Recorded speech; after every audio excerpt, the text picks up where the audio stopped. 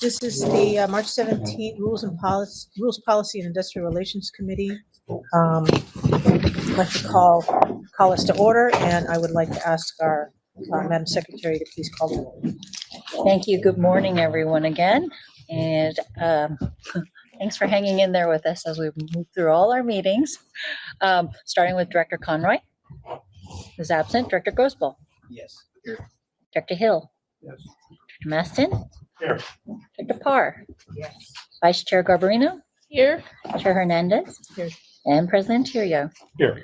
All right, so that you have a quorum. I'm going to also point out Director Cochran is here. Director Giudice, Morning. still with us here today. Director Rabbit is also here. Director Rodoni.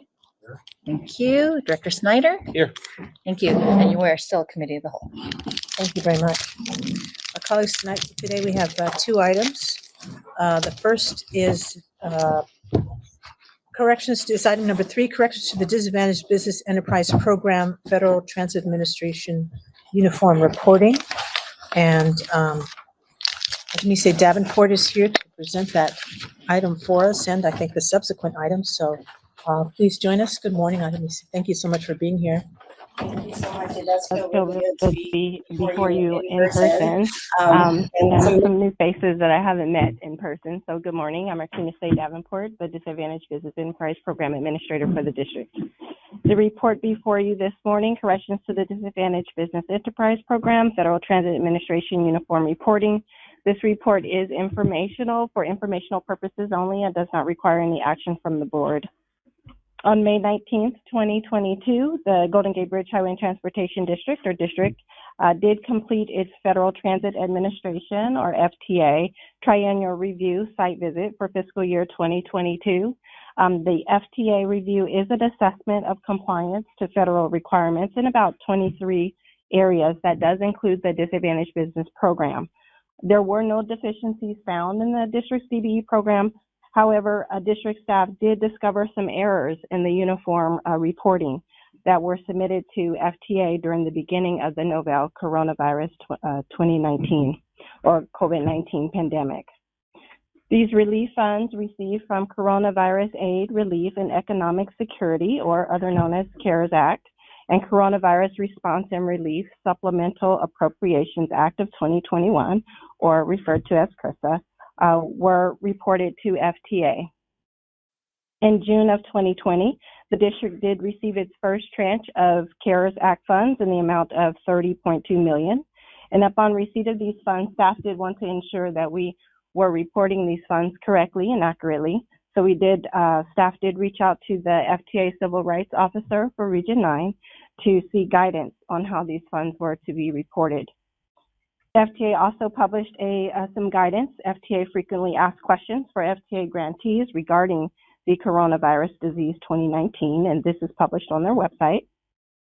Staff was instructed to treat these relief funds as it would any other federal funds that were received, and to report eligible expenses on work that could be contracted or subcontracted out, to report that those eligible expenses at 100%. Staff began to incorporate federal language in district contracts for the use of these funds, and they were applicable to, these funds could be used on any contracts signed prior to January 20th of 2020. Staff did include bus and ferry operating vendors that were paid during this reporting period with the understanding that these payments would be drawdowns for FTA reimbursements. After completion of an FTA audit over the district's American Rescue Plan Act, or ARPA, and the CARES and CRRSA drawdowns, in consultation with FTA auditors and the district's external financial statement auditors for fiscal year 2022, staff did conduct its own internal audit of these funds received from January 20th, 2020 to current. It was then that staff found that none of the district's contracts were federalized for the purposes of these funds. They were used on salaries and fringe benefits. So staff was instructed to correct the uniform reports submitted to FTA that include any ARPA, CARES, or CRRSA funds for eligible bus and ferry expenses that had been reported.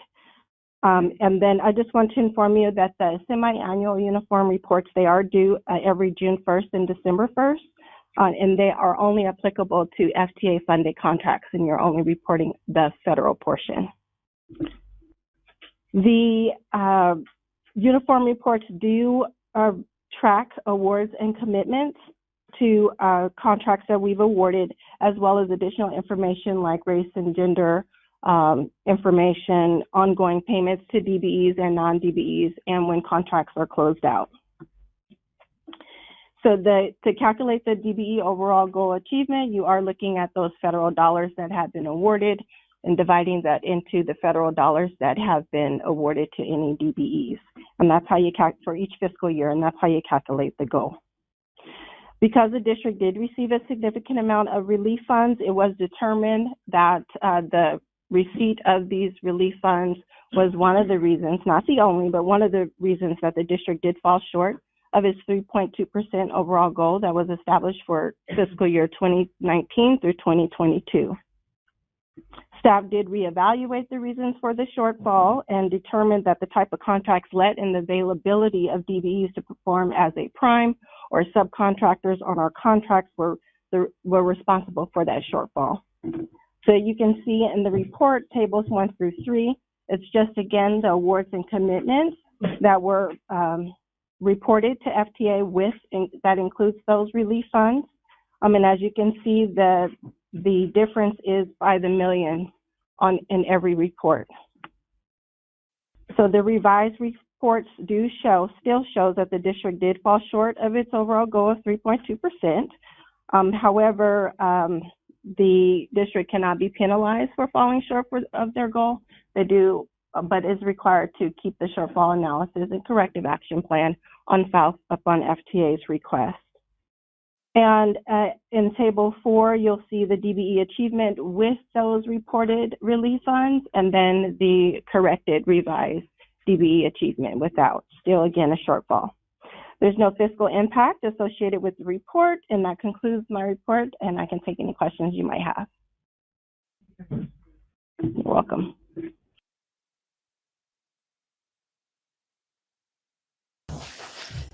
Seeing none, we move on to public comment. Is there any public comment, Madam Secretary, on this item? We have no one in the room to speak. Justine, do we have anyone who would like to speak to this item today for rules item number 3? We have no public comment on this item this morning. Thank you. Thank you. No speakers. Thank you, Madam Secretary. And thank you, Justine, behind the scenes there. We appreciate you as well. Seeing no public comment, no comments by the board, no action required on this item, I'll just say thank you very much. The COVID pandemic and the ways that we report and do all of our counting became very, very complex, and appreciate you staying on top of everything and being in compliance with whatever measures are required for us to make any of these corrections. So thank you very much. Our second item, item 4 on pages 7 through 12 of the report, is the annual progress status report and update on disadvantaged business enterprise program. And our DBE program administrator, Arkansas Davenport, will also present that for us. Please go ahead. Thank you, Chair. So again, the report before you is just informational purposes only and does not require any action. This information contained in the report does summarize DBE and SBE participation during the recently completed federal fiscal year of 2021 through 2022 that began on October 1st, 2021 through September 30th of 2022. So in accordance with U.S. Department of Transportation, or U.S. DOT, the disadvantaged business enterprise regulations can be found in 49 Code of Federal Regulations, Part 26. FTA recipients that do receive planning, capital, or any operating assistance that exceeds $250,000 must have a DBE program that also includes a small business program.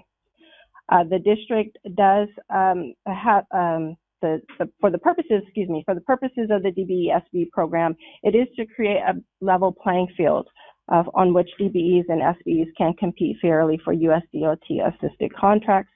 By removing barriers to DBE and SBE participation in the bidding, award, and administration of federally assisted contracts. So in short, just a quick definition of a DBE, it is defined as a small business concern that is at least 51% owned by one or more socially and economically disadvantaged individuals. Or in the case of a corporation, 51% of that stock is owned by such individuals. And just to give you a snapshot of those presumed to be socially and economically disadvantaged, that does include Black, Hispanic, Native, Asian Pacific, and subcontinent Asian Americans, and women. The district small business program is defined by the Small Business Administration. This is found in Regulations 13, CFR Part 121, for the appropriate types of work that these firms can perform and whose annual gross receipts over the previous 3 years do not exceed 28.48 million. Now this was, or as adjusted for inflation by the U.S. Secretary of the U.S. DOT. So again, this reporting period covers October 2021 through September 30th of 2022. So this, the size cap did change effective March 1st, 2023. The size cap is now up to 30.40 million. And this is only applicable to FTA or Federal Highway Administration assisted contracts. If you're following along with me, I'm in Section A for FTA updates. It has been some time coming for major improvements to the DBE program. So on July 21st of 2022, the Biden-Harris administration and US DOT did issue a notice of proposed rulemaking to address some improvements to airport concession, DBE or ACDBE, and the DBE program regulations. So thankfully, US DOT does recognize that the current rules are very outdated for today's ACDBE and DBE marketplace. The intent of these proposed changes are to optimize program performance, improve operational cohesiveness, and provide solutions for program deficiencies while still maintaining the integrity of the program that was designed to serve minority and women-owned businesses. So as you can see in the report, there are a lot of bulleted items. Many areas are being proposed for change. And with every notice to propose rulemaking or in a PRM that is issued, there is a comment period for stakeholders to weigh in and respond to those proposed changes. So the district did take that opportunity to comment on these proposed changes, as there were some favorable changes, such as expanding the DBE directory to allow more information for DBE firms to include about their firm, and expediting interstate DBE certification. So in order to count DBE certification, you must be certified in the state of California. So if the district does have projects that are, the work is expected to be performed out of state, we could count that credit through the expedited interstate certification process, which takes, the proposed changes to take 10 days. So that is very, a good thing for us. This is particularly important, excuse me, I did already note that. There are also unfavorable changes that create administrative burdens, such as additional information collection that they're proposing in the uniform reports. So it does, the proposed changes would ask for additional information. And another major unfavorable change is the definition to a transit vehicle manufacturer. This is a major one for us, or otherwise known as a TVM. The definition does include ferry vessels that make it extremely difficult for recipients that operate ferry vessels to procure new ferry vessels. And I will touch more upon that in Section C.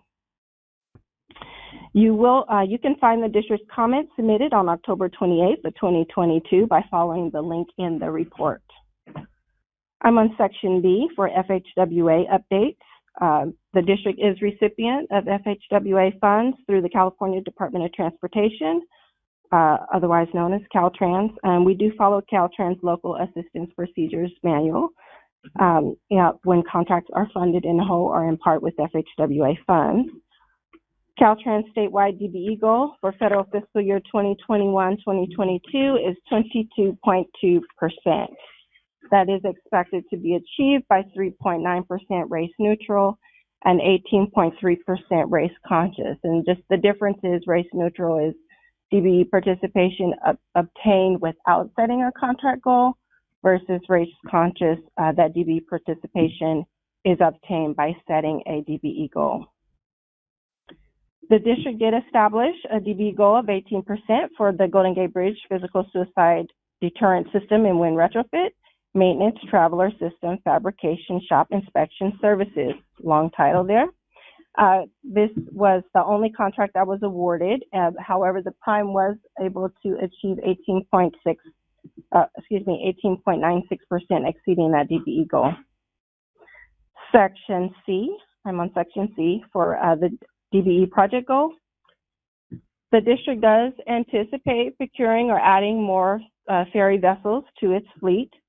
And so in October of 2014, modifications to the regulations did include ferries in that TVM definition.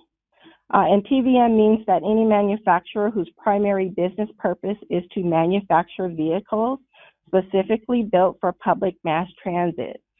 So in accordance with 49 CFR Part 26.49, TVMs are required to establish their own DBE goals, and they must be approved by FTA in order to bid or propose on any FTA-assisted contracts. So because, of course, there are no shipyards that are on FTA's approved TVM list, recipients may set project-specific DBE goals in procurements of transit vehicles in lieu of complying with the regulations in 26.49. Project goals are established the same way that you would establish your triennial overall goals, and it does require public participation meeting, allowing a comment period, posting or advertising the goal on the recipient's official website, in addition, or finally, approval from FTA. This process, I can tell you, is an administrative burden, especially for smaller agencies. And so, however, of course, the district did go through that process and established a 1.55% DBE goal on the district's new build ferry project.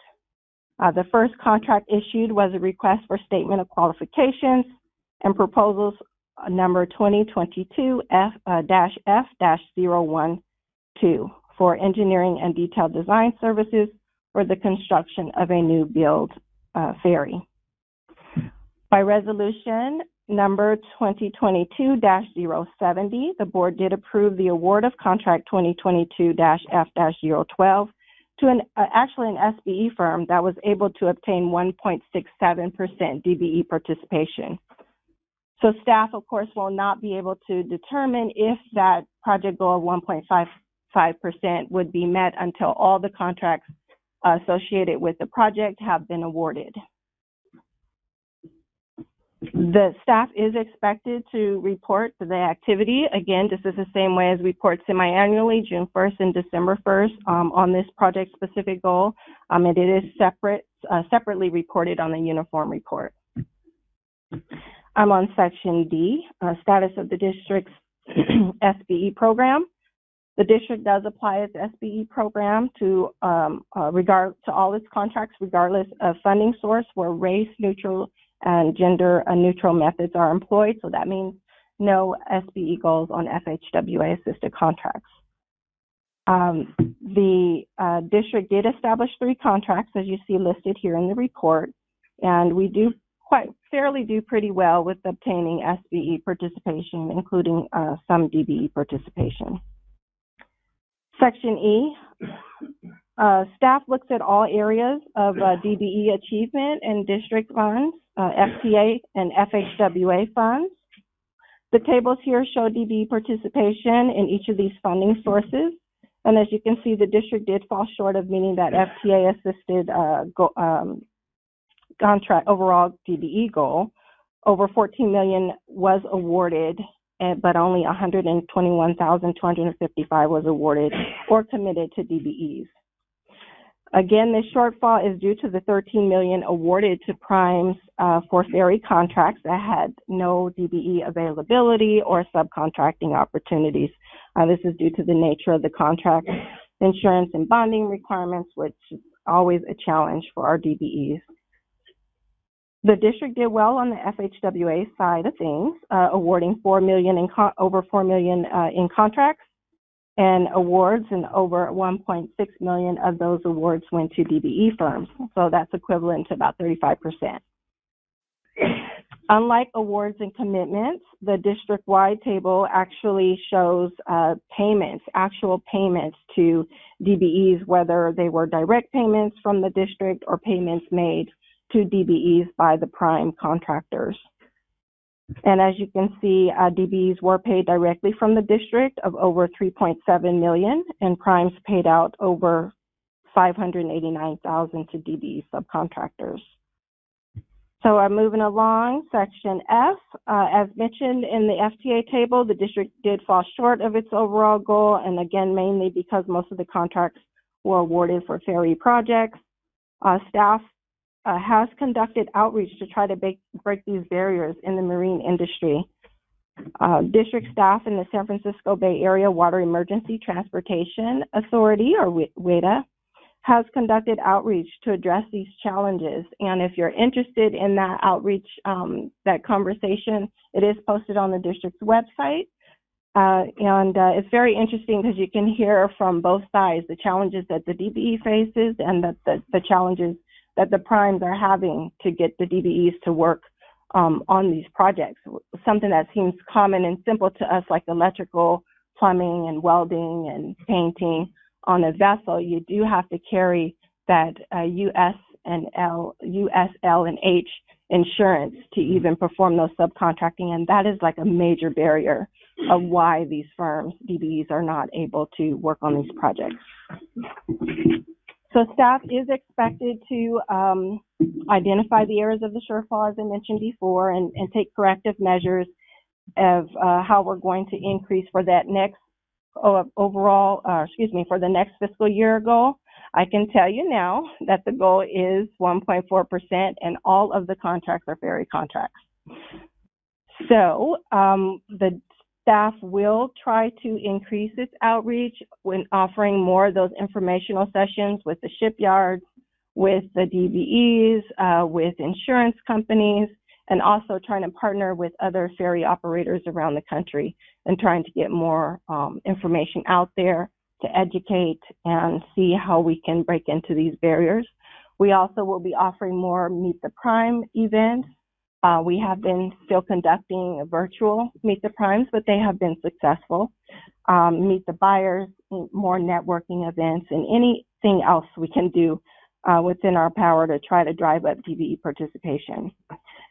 Staff has just joined APTA's Procurement and Materials Management DBE Subcommittee, so hopefully there may be some collaborative or creative ideas there to drive up DBE participation as well. And that concludes that lengthy report. I'm available for any questions that you might have. Colleagues, are there any questions on Ms. Davenport's report? Barbara, please go ahead. Barbara Farr, Director. Well, thank you, Tima. You do an amazing job. I read all the things that you send, and you and your staff are relentless in the pursuit of DBE. So I sit here with frustration, as I have at every rules committee, at how hard you work and how little reward you get for that, or how little reward we get for that. And so it ran through my mind, is it time for us to think of something out of the box, like, and I don't mean to deal with this right now, but just to get the thinking going, like offering scholarships to DBE participants who are willing to take on some of the skills, especially in ferry, offering grants, like have a granting program. I don't know what the barriers are to that training, that I call it education, but to that training. But then maybe you've already done it, thought about what the barriers are. I know that some of the barriers are just information, and I know you do lots of workshops on that. But is there anything we can do long term? I mean, even as the board, that can support trying to help more DBEs join us. I know it's important to us, and I think you do a great job. Like I said, I just sit here frustrated that we can't can't do a little bit better? And it's not you, it's us. Yeah, so I do want to point out one thing is that the district does pretty well. Like we just awarded a prime contract to a DBE on, I think it was our, help me, Ava, with Pinguelo. What contract is that on the? Windows and the door replacement. Yes, yeah. So we do good on the district funded, 100% district funded side. It's just the FTA. We do receive a lot of FTA funds, and a lot of those funds do go to the ferry division. So in partnership with WADA, we have talked about trying to develop like a workforce training program. There is, and I cannot remember the name of the agency that is starting to do this, and we were going to try to tack on to that when we offered the breaking barriers in the marine industry webinar. And so it would have been too soon to try to incorporate that with that outreach event. So we will be revisiting how we can partner with an agency that is already doing a workforce kind of development program for DBEs that might be interested. But another interesting thing is, as much outreach as we do and trying to communicate and push it out that we have these webinars or these informational sessions, there's still a little interest for the DBEs entering into that market, and they just have no idea. Like, there's where the money is. You know, if you break It's into an that's a open cute market. little niche, Yeah. exactly. So it's, and again, the insurance is expensive, and for a small business that this isn't their main, source of work, they could go, work on a construction project rather than a vessel. There's a lot of liability. And then- Think about, I mean, I don't know what the insurance might be, but maybe it's even something helping with the insurance, Exactly. helping the parent company, Yes, make it so that the entry is a little easier. exactly. I see some heads nodding, but I would think that whatever creative you could come up with, you could bring to us, and we would be open to that. Because I think that's where our hearts always are, Yes, that yes. we really want to be inclusive at all levels. Correct. So I just May put that expand out upon it, there. Madam Chair. Absolutely. First, TEMA does a fabulous job, partners with WIDA, reaches out to Washington State Ferries. The passenger vessel business in the United States is actually quite large. We're a member of the Passenger Vessel Association, but the public ferry piece of that is very, very, very small. So for a shipyard that builds, boats, say in Puget Sound, they build lots of boats. In our 50 years in the ferry business, we built 4 boats. We bought used boats and refurbished them. So we're a really small part of these shipyards business, us and WIDA and Washington State Ferries.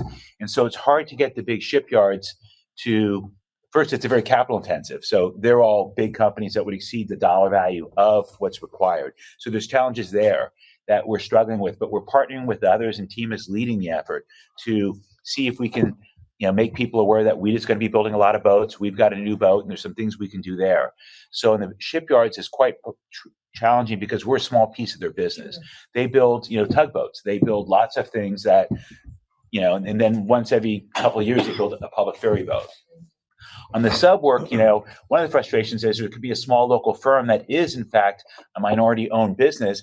They don't want to go through the paperwork because we're not much of their work. We tried for years to get Ramirez Welding to get certified. They are, clearly a DBE, but if a lot of their work is for Westar and for other companies that are private companies, why should they bother with paperwork to help us meet check a box with FTA? That's the perspective in the industry because we're such a small piece of the work. And then TEMA pointed out an area where there may be some opportunities with us, WIDA, in the state to get grants to help people. If you know people that have small businesses, workers' comp is a very significant part of your expense. It's good you're sitting down because on the water side, U.S. Longshoremen and Harbors Act insurance is more than 3 times more expensive than workers' comp. So if you're a contractor that does welding or if you do electrical work and someone comes to you and says, why won't you bid this work? And then you start talking to your broker about it, you just figure I'll bid other work.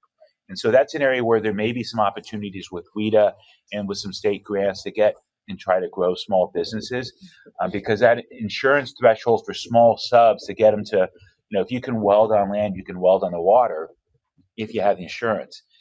If you can do electrical work, you can do electrical work, or if you could do electronic communications work. And so there's some challenges there that we'll have to work with others. But we are, as public ferry operators, a very small piece of the passenger vessel shipbuilding, ship repair business in the West Coast. And that's just something that TEMA struggles with WIDA.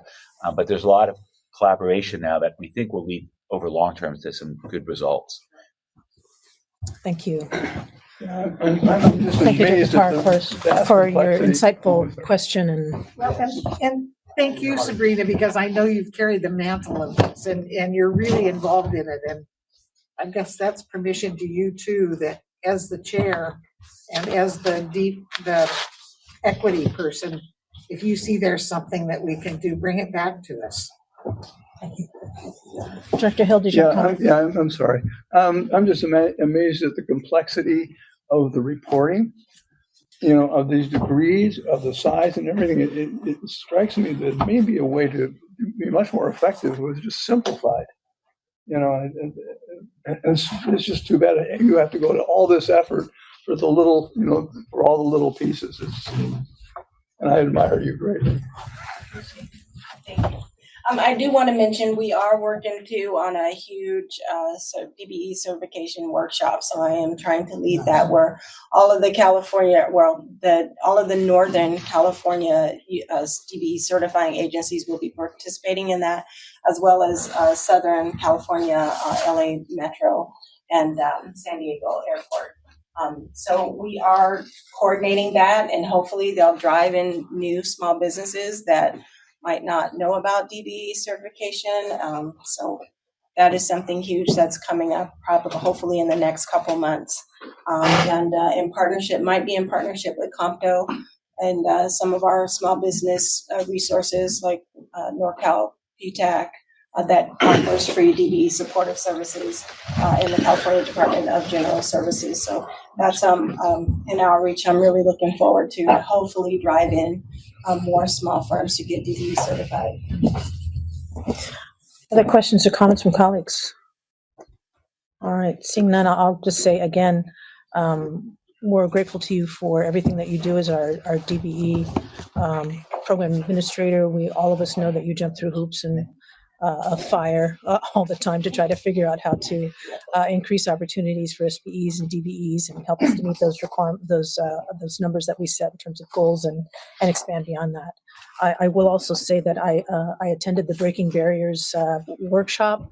As much as I could have been, I was in between other things I was doing. I was checking in, and I was amazed at the level of which contractors seemed willing to be an umbrella and a support. I can't tell you how many times contractors said, please reach out to us. Please reach out to us. There may be a way we can work with you when addressing the questions of the participants on the line who are small business owners and DBEs. And so, but as Dennis said, and as you've said, I was also, my jaw dropped open thinking, okay, well, there's the issue with bonding. Okay, well, contractors can maybe handle it this way, and small business enterprises might be able to get assistance from the generals. They're saying, okay.